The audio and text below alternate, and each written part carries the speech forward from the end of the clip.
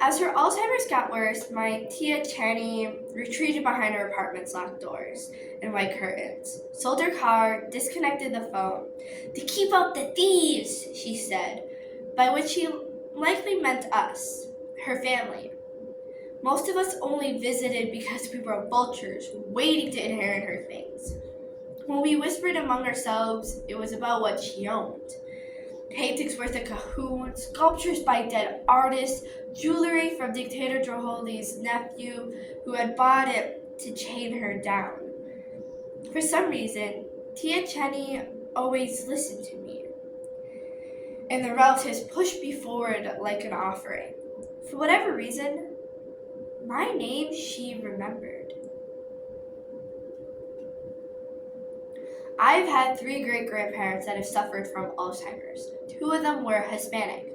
The Alzheimer's Association explains that Hispanics are 1.5 times more likely than whites to have Alzheimer's. This is due to the lack of research that is done, as many of them are not willing to due to the fears that they will be used once again within the workforce. Finding good care for family members that suffer from Alzheimer's exacerbates the social and economic struggles that these Latino families face.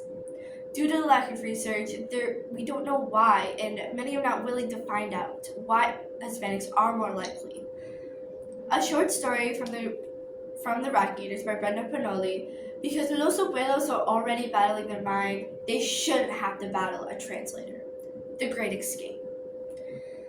She kept forgetting where she'd put her keys, changing the locks, then finding the original keys. She added metal gates around the doors, chains around the joints of the windows, and a grate over the trash chute. Despite what anybody else said, I like the old chica. Finally, she lost the keys for good. My tia accidentally set the keys down the trash chute, and by the time she had told anybody, trash day had come and gone. We spent a few days convincing her the keys would not turn up and that she needed a locksmith. The relatives decided it was time and that she was too old and could not live alone. They tried to get her classified mentally unfit so they could do with her and her things as they wished. I was against it. I begged her to come out. She said, "This apartment is like a seashell. Inside, I could see the lagoon over the other houses. I could bear the sea. I saw the revolution flooding these streets 50 years ago. Outside, there's just a Boulevard Avenue, cars that won't stop for me to cross, and the orange complex shelf our apartment. And everyone who cares about me is right here." But there was no one inside with her. "Please come out." "I don't want to burden anyone," she said. I told her I had a dress waiting for her on the other side. I said, "Wouldn't you like to see all those people watching you walk in looking better than ever?" She said, "That's all I've ever seen. All those people watching me walk in. You're the one walking down the aisle." "I'll never ask you for anything else," I told her.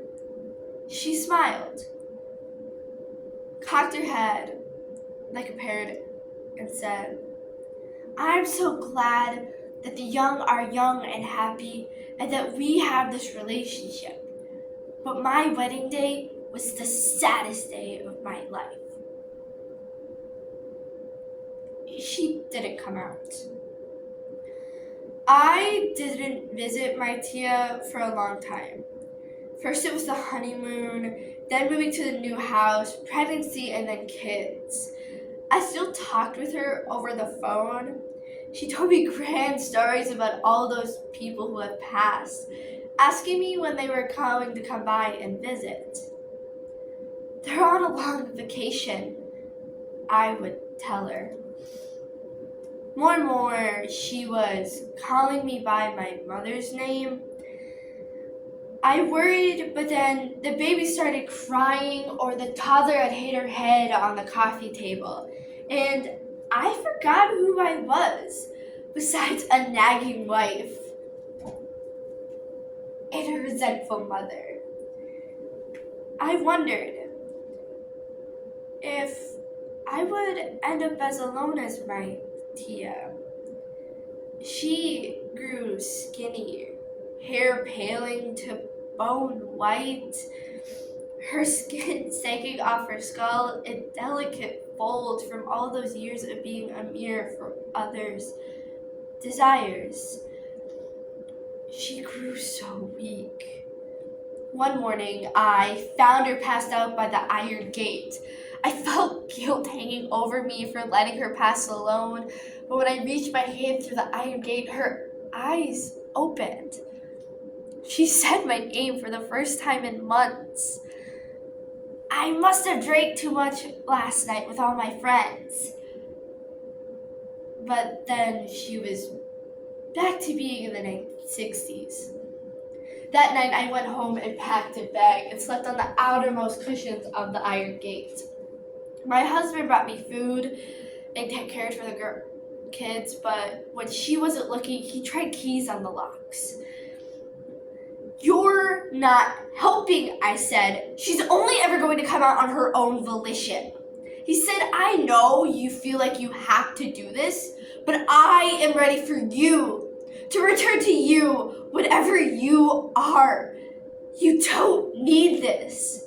I pushed him away. I had married, I had born the children, I had been diligent. What would I be at the end of my life? My Tia had no one. It's only for a little while, I told my husband. I felt myself becoming older, tired, stiff from sleeping on the floor. When my aunt remembered herself younger and younger. When the relatives saw the bags under my eyes, they said, that crow sure is taking ages to die. They meant it to hurt me, but I was ready for her death too. Finally, I called her from the gate and there was no answer. I thought maybe she'd passed out on the toilet. It had happened before. I had no choice but to wait for her to wake up. I kept calling. When I was sure she couldn't hear me, I called the locksmith. He said it would take days. Everyone heard they were opening her place up and that she was likely dead. The relatives gathered outside like the witnesses to royalty.